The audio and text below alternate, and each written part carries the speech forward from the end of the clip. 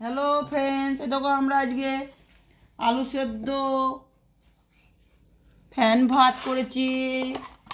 হ্যাঁ, ডিম সেদ্ধ আছে, ডিম সেদ্ধ করেছি। দেখো আলু সেদ্ধটাকে এইভাবে মেখে নেবো আজকে। শীতকালে ঠান্ডার সময়তে এইভাবে তোমরা আলু সেদ্ধটাকে মাখিয়ে নেবে, দিয়ে গরম গরম ফ্যান ভাত বলি যেটাকে আমরা, ফ্যান ভাত। এ দেখো লবণ দিলাম, ব্যাস। সর্ষের তেল,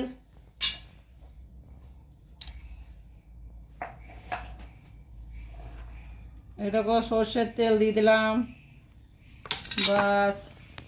দিয়ে এই দেখো টমেটো কুচি, লঙ্কা কুচি, ধনেপাতা কুচি, পেঁয়াজ কুচি দিয়ে আলু সেদ্ধটা মেখে নেবে।